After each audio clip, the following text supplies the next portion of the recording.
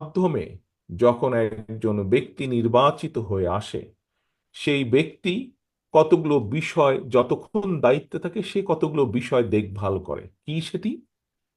যেহেতু সে দলের একটি নেতৃত্বে দায়িত্ব পাচ্ছে, সে দেখভাল করে দলের স্বার্থ, সে দেখভাল করে দলের নেতাকর্মীদের সুবিধা অসুবিধাগুলো, কষ্ট দেখভাল করে। সে দেখভাল করে ঠিকভাবে সাংগঠনিক কার্যক্রমগুলো পালন করা হচ্ছে কিনা। সে দেখভাল করে যে দলের স্বার্থ রক্ষা হচ্ছে কিনা, অর্থাৎ দল যেই নীতি বা আদর্শে বিশ্বাস করে সেই কাজগুলো ঠিকভাবে হচ্ছে কিনা। এই ধরনের বিষয়গুলো একজন ব্যক্তি যখন নির্বাচিত হয়ে আসে তখন সে তার দায়িত্ববোধ থেকে এই কাজগুলো করে। এবং যারা কাউন্সিলর বা যারা ভোটার বা যারা সাধারণ নেতাকর্মী, যারা দলের সমর্থক, তারা দৃঢ়ভাবে বিশ্বাস করে যে এইভাবে এই প্রক্রিয়ার মাধ্যমে যদি আমরা নেতা নির্বাচন করতে পারি, সেই নেতা দলের স্বার্থ তারা বিবেচনা করবে। এবং শুধু এটাই নয়, প্রিয় সহকর্মী বৃন্দ, প্রিয় কাউন্সিলর বৃন্দ, এখানে আরেকটি গুরুত্বপূর্ণ বিষয় আছে। অর্থাৎ যখন কোনো ব্যক্তি, যখন কোনো সংগঠন এই প্রক্রিয়ার মাধ্যমে, এই যে সম্মেলন হলো আজকে, প্রথম পর্ব হলো, দ্বিতীয় পর্ব ভোটাভুটি হবে, এই প্রক্রিয়ার মাধ্যমে যখন আমরা নেতা নির্বাচিত করব আমাদের, এর ফলে কি হবে? এর ফলে আমাদের যে সাংগঠনিক ভিত্তি, এই ভিত্তিটি মজবুত হবে। অর্থাৎ আমরা এই প্রক্রিয়া ফলো করার মাধ্যমে, এই প্রক্রিয়া অনুসরণ করার মাধ্যমে আমরা একদিকে যেরকম ধীরে ধীরে ধীরে সঠিক নেতৃত্ব গড়ে তুলতে সক্ষম হব। এই প্রক্রিয়া অনুসরণ করার মাধ্যমে আমরা যেরকম একদিকে ধীরে ধীরে পর্যায়ক্রমিকভাবে একজনের পরে আরেক নেতা, আজ এই নেতা দায়িত্বে, পরবর্তীতে কে আসবে সেটির একটি প্রক্রিয়া তৈরি হবে, অর্থাৎ নেতৃত্বের শূন্যতা হবে না। এই বিষয়গুলো যেমন একদিকে সঠিকভাবে সুন্দরভাবে গড়ে উঠবে, একটি প্রসেস, একটি প্রক্রিয়া গড়ে উঠবে, ঠিক একইভাবে এই প্রক্রিয়া অনুসরণ করার মাধ্যমে দলের ভিত্তি সাধারণ মানুষের মধ্যে ভিত্তিটা দৃঢ় হবে।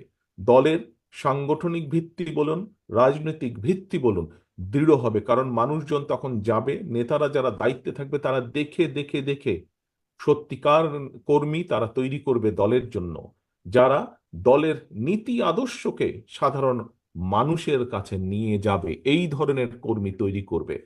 হাইব্রিড কর্মী তারা তৈরি করবে না, প্রকৃত কর্মী যারা দলের দুঃসময়, আপনারা জীবন বিগত স্বৈরাচার সময়, আন্দোলনের সময় শত অত্যাচার নির্যাতনের মুখেও দলকে ধরে রেখেছিলেন, দলের ঐক্যকে ধরে রেখেছিলেন, দলের ব্যানারকে ধরে রেখেছিলেন আপনারা।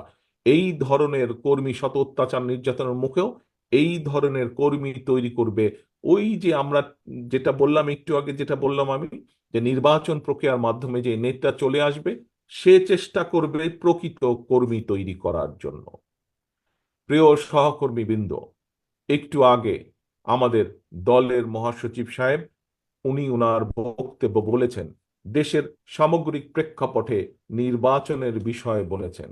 বর্তমান যে যে ইন্টারিম গভর্নমেন্ট, অন্তর্বর্তীকালীন সরকার, এই সরকার সম্পর্কে উনি সংক্ষিপ্ত ভাবে তুলে ধরেছেন। প্রিয় সহকর্মী বৃন্দ, প্রিয় কাউন্সিলর বৃন্দ, প্রিয় উপস্থিত ভাই ও বোনেরা, আজকে আজকে বাংলাদেশ স্বৈরাচার মুক্ত হয়েছে। স্বৈরাচার মুক্ত হওয়ার পরে একটি অন্তর্বর্তীকালীন সরকার বর্তমানে দেশ পরিচালনা করছে। আমরা বিএনপি সহ সকল রাজনৈতিক দল যারা স্বৈরাচার বিরোধী আন্দোলনে ভূমিকা রেখেছিলাম, যারা স্বৈরাচারী ভূমিকা আন্দোলনে এগিয়ে এসেছিল, এগিয়ে নিয়ে গেছিল আন্দোলনকে, সেই সকল রাজনৈতিক দল মিলে বাংলাদেশের মানুষের সমর্থন নিয়ে এই কালীন সরকারকে আমরা সমর্থন দিচ্ছি। কেন? কারণ যেই অধিকার আদায়ের দাবিতে বাংলাদেশের মানুষ গত এক যুগেরও বেশি সময় ধরে বিএনপি সহ বিভিন্ন রাজনৈতিক দলের নেতৃত্বে, আন্দোলনকারী গণতন্ত্রী বিশ্বাসী বিভিন্ন রাজনৈতিক দলের নেতৃত্বে আন্দোলন পরিচালনা করছিল মানুষের অধিকার প্রতিষ্ঠার জন্য, রাজনীতিতে অধিকার প্রতিষ্ঠার জন্য, কথা বলার অধিকার প্রতিষ্ঠার জন্য, মানুষের মুক্তি, অর্থনৈতিক মুক্তি অর্জনের অধিকার প্রতিষ্ঠা করার জন্য সেই লক্ষ্যকে বাস্তবায়নের লক্ষ্যে নির্বাচন প্রয়োজন। দেশের মানুষের ক্ষমতা দেশের মানুষের হাতে ফিরিয়ে দেওয়ার লক্ষ্যেই নির্বাচন প্রয়োজন, এবং এই জন্যই অন্তর্বর্তীকালীন সরকারের মূল দায়িত্ব। হ্যাঁ, এখন এসেছে সংস্কারের বিষয়। প্রিয় ভাই বোনেরা, আপনারা সকলেই ওয়াকেফাল আছেন, দেশের মানুষ ওয়াকেফাল আছে যে বাংলাদেশ জাতীয়তাবাদী দল এই 1 মাস আগে নয়, 2 মাস আগে নয়, 3 মাস আগেও নয়, আজকে থেকে প্রায় 2 বছর আগে আমরা বাংলাদেশের এবং দেশের মানুষের উন্নয়নের জন্য 31 দফার একটি সংস্কার প্রস্তাব দিয়েছি। আজকে অনেক ব্যক্তি বা সংগঠন সংস্কারের কথা বলছে। আজকের অন্তর্বর্তীকালীন সরকার যে তারাও সংস্কারের কথা বলছে, কিন্তু এই সংস্কারের প্রস্তাব বিএনপি দেশের মানুষের সামনে প্রথম হাজির করেছে। কারণ বিএনপি দেশ এবং দেশের মানুষের জন্য চিন্তা করে বলেই আজ নয়, 3 মাস আগেও নয়, 6 মাস আগেও নয়, আজ থেকে 2 বছর আগে বিএনপি সংস্কার প্রস্তাব দিয়েছে। কিন্তু প্রিয় সহকর্মীবৃন্দ, এই সংস্কার প্রস্তাব এটি যে কোনো সাধারণ মানুষ বোঝে। সংস্কার প্রস্তাবের কাজ বা সংস্কারের কাজ অবশ্যই অন্তর্বর্তীকালীন সংস্কার, কিছু কিছু সংস্কারের কাজ এই সরকার শুরু অবশ্যই করতে পারে, আমরা চাইও যে তারা শুরু করুক। কিন্তু সংস্কার একটি চলমান প্রক্রিয়া। সংস্কার একটি চলমান প্রক্রিয়া। একজন শুরু করবে, বাকিরা তাকে, সেই সংস্কারকে তারা চলমান রেখে সামনে নিয়ে যাবে। কারণ দেশের মানুষের চাহিদার সাথে সামঞ্জস্য রেখে পর্যায়ক্রমিকভাবে সংস্কার পরিবর্তিত হবে সময়ে সময়ে।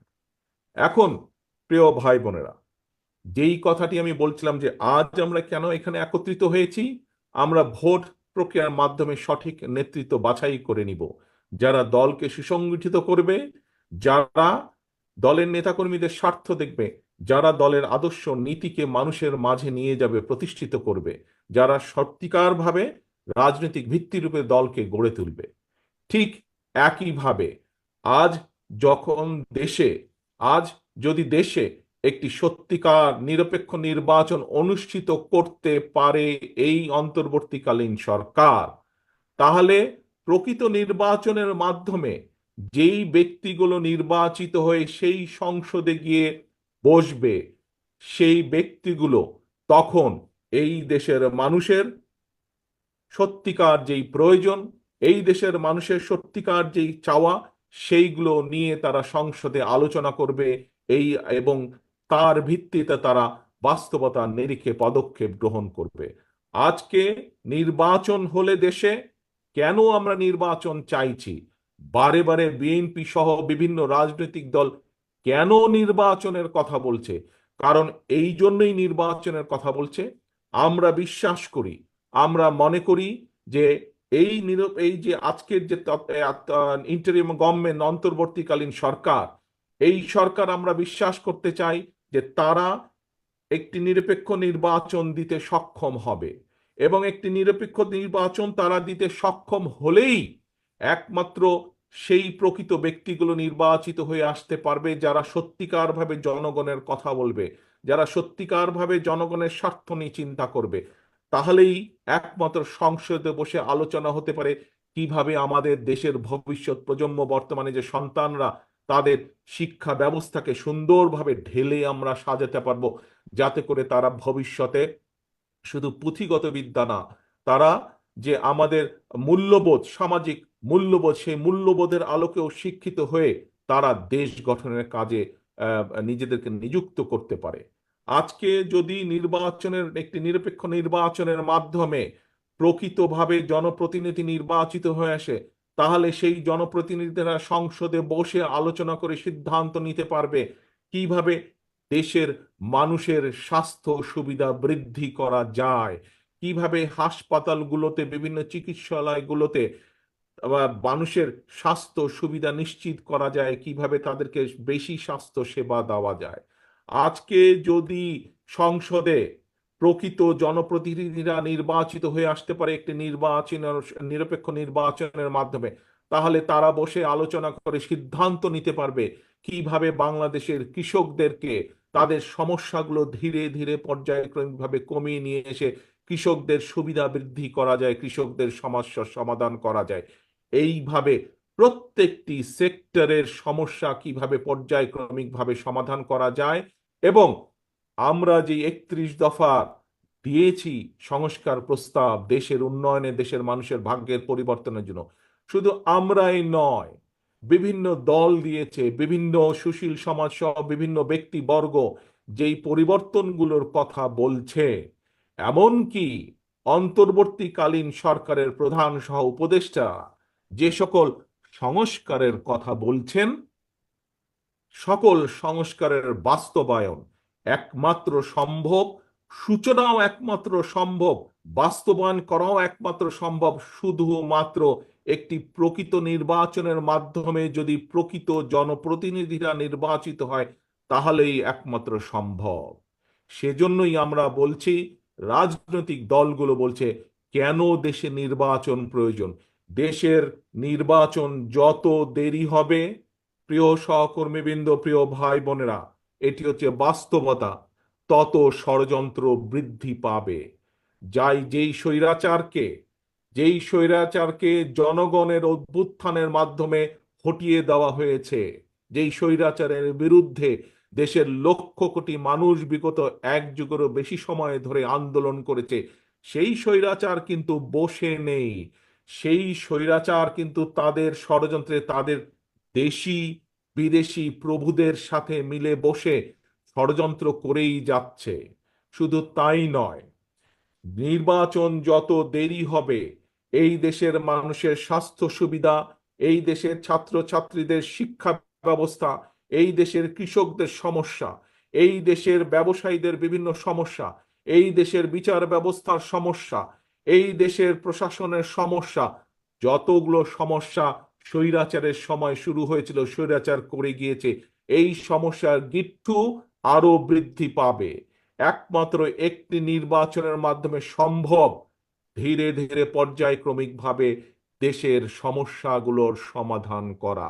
সেজন্যই আজকে আজকে আমাদের দলের সংগঠনকে গড়ে তুলতে সম্মেলন যেরকম প্রয়োজন, আজকে দলের প্রকৃত নেতৃত্ব, ভবিষ্যতের নেতৃত্ব তৈরি করার জন্য সম্মেলন যেভাবে প্রয়োজন, ভোটাভুটি যেভাবে প্রয়োজন, ঠিক একইভাবে বাংলাদেশকে যদি গড়ে তুলতে হয়, বাংলাদেশের মানুষের ভাগ্যের যদি পরিবর্তন করতে হয়, সেই কাজ যদি শুরু করতে হয়, আবার যদি আমাদেরকে খাল খনন কর্মসূচি শুরু করতে হয়, আবার যদি আমাদেরকে শিল্প বিপ্লব শুরু করতে হয়, আবার যদি আমাদেরকে কৃষকের সমস্যার সমাধান করতে হয়, তাহলে অবশ্যই দরকার প্রকৃত জনপ্রতিনিধি, যারা দেশের স্বার্থে কথা বলবে, যারা দেশের মানুষের কথা বলবে, এবং তার জন্য প্রয়োজন নির্বাচন।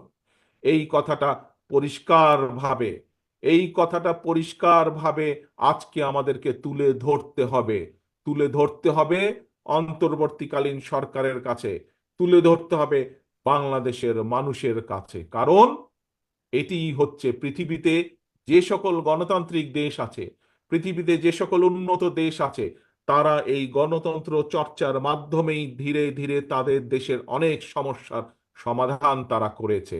কাজেই প্রিয় ভাই বোনেরা, দলকে সুসংগঠিত করতে হলে, দলে প্রকৃত নেতৃত্ব তৈরি করতে হলে সম্মেলনের যেমন কোনো বিকল্প নেই, ঠিক একইভাবে দেশকে যদি নিরাপদ করতে হয় ষড়যন্ত্রের হাত থেকে, দেশের মানুষের রাজনৈতিক অধিকার যদি প্রতিষ্ঠিত করতে হয়, দেশের মানুষের অর্থনৈতিক অধিকার যদি প্রতিষ্ঠিত করতে হয়, তাহলে বাংলাদেশে সাধারণ নির্বাচনের বাইরে আর কোনো বিকল্প নেই।